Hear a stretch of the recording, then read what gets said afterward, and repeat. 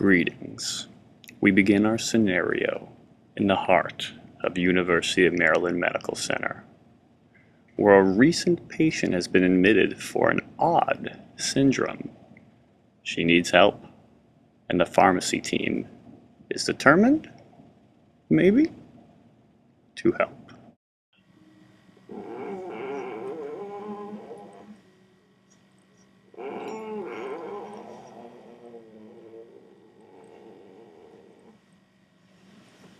KO, a 26-year-old Caucasian female who presented to the ER 3 days ago with a rare skin disorder known as Pompe syndrome.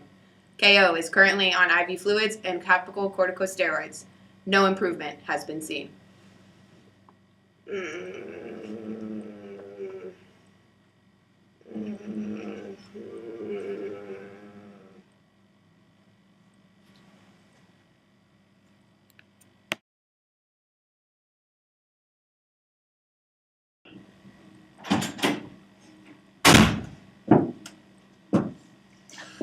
Okay, rounds, day in the life. What patient do I have? Ugh, KO, jeez. Alright, what do we got going on here? Let's see what I can do for this patient. What is the actual illness? Pompe syndrome? I really should have paid a little bit more attention in AST during pharmacy school. What are you gonna do, right? Okay, let's see. I don't know what is happening here. Aha! Residents! I need you! Come hither! Yes, Dr. Martin. Okay. I have an excellent case for y'all to work on. I know you want an A in this particular residency, correct? Yes. Definitely.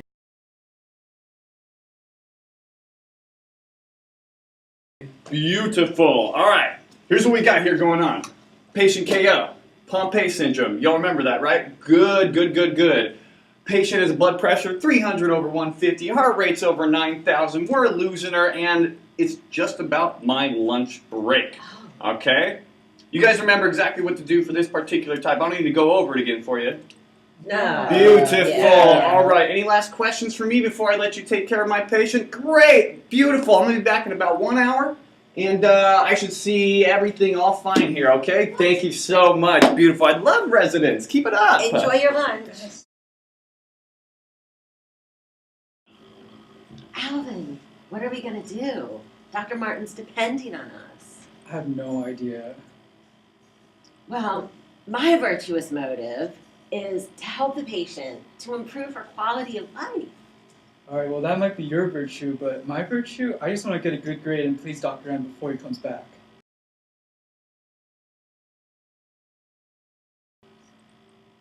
Well, how are we going to do that? Well, I have a friend at the Pompe Medical Center and we could just take a picture and send it to him and see what he thinks. What do you think? A picture? Yeah. Can we do that? Can they take a picture? I don't know. Is this ethically correct? Is Alvin's phone linked up to the iCloud, to Facebook? Do they have my consent? All questions to be considered.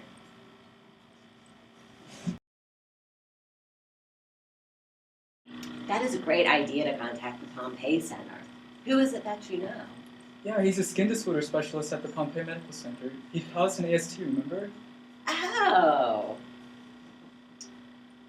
But it's our duty to protect her autonomy and her confidentiality. How are we going to do that? I was just going to take the photo on my phone. On your cell phone? Yeah. Can you do that?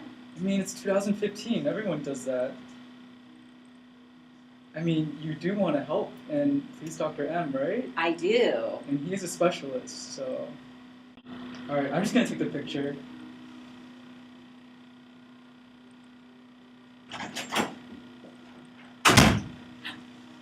Dr. Martin! Hello. Oh, fee-fi-fo-fum. I am all done with lunchy lunch. All right, residents. Catch me up to speed here.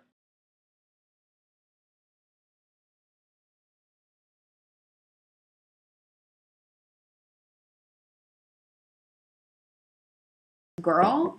On social media? Yeah, like KO, she's got Pompe syndrome. Like, What professional would take a picture of their patient and then put it on the internet? Like, is it okay to do that? Like, I don't know if that's okay. Can you do that? Oh wow, and there's even a hot lava challenge. Look at that. Look at all the awareness that's being brought up by this. Whoa. For Pompeii syndrome. It's amazing. Yeah, it looks like there's been a volcanic eruption of awareness. I'm saying there's something on CNN here that says there's a recent $5 million grant Whoa. for the helping of those with Pompeii syndrome. Well, Whoa. I know you guys are bringing up some good points about it, but as the reigning pharmacist on this team, I'd like to bring up some of the primary ethical principles that are involved here. Think about non-maleficence. Whoever sent this picture obviously does not understand that concept. You know, that you need to prevent a breach of confidence between the patient and the healthcare team. That's us, guys. This might actually be causing harm to the hospital's reputation if we're the hospital sending out pictures of patients. Secondarily, autonomy. It's another huge ethical principle that's involved here. We need to respect the right of the patient. She's still asleep back there. She's not better yet. She doesn't know that her picture's up and all this media attention is gathering. Would she want her photograph to be sent in this way to the specialist? We've got to consider that. Well, Dr. M, you care about non-maleficence and autonomy, but what about beneficence? I mean, shouldn't we do everything we can to help out the patient? And what does her family think? I mean, what do you think her family is gonna... How are they gonna react to this, Dr. M?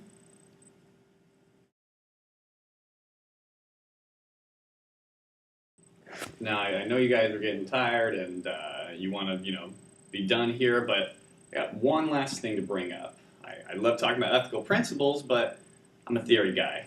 What about ethical theories involved within this going on? Have any of you guys heard of the ethical theory of deontology? Are you talking about our duty to protect the patient's privacy? I am. Or maybe our duty to follow the rules of the hospital? I am. But that conflicts with our duty to do everything we can for the patient. Perfect. Well, you guys are showing some excellent understanding of that particular theory. And I do want to discuss one last theory, but I'd like it to be with you in private. Everybody else is dismissed. Thank you very much.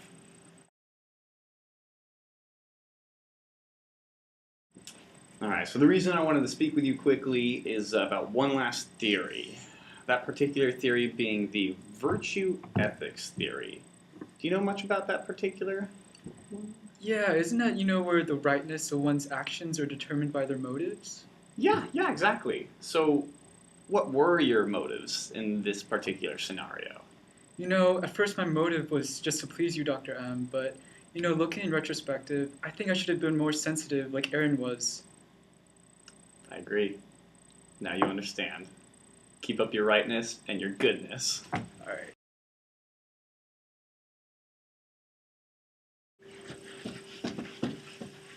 Oh, Miss KO. Yes, So wonderful to see you're doing better. I am doing better, yes. That's excellent. So I want to do one final consultation with you, see how you're doing, see if you have any questions for me, comments, concerns. What's going on with you, the patient? So I do have a concern.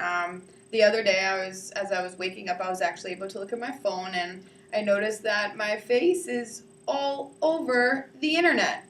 How did this happen? What did you guys do? Why is my face all over the internet? Well, let me just bring up something I'd like to call the consequentialism theory. Okay. Basically what this is, even though I know that your privacy was breached, your confidentiality wasn't totally kept to the way you obviously would have liked it to be, something good did come out of it. Look at your face is no longer covered up in all that Pompeii-esque syndromes. Yes. Just one on the old nosy posy, huh? Yes. And not only that, but as a result of all the media attention it got, the world at large has now gotten rid of Pompeii syndrome. It's gone the way of polio. How exciting is that? And that's exciting, but at the same point, that is my face. My face. You broke my personal confidentiality.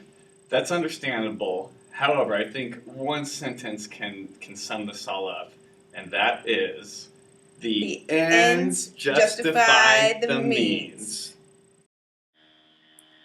Although for our specific scenario, we did decide that the ends justified the means.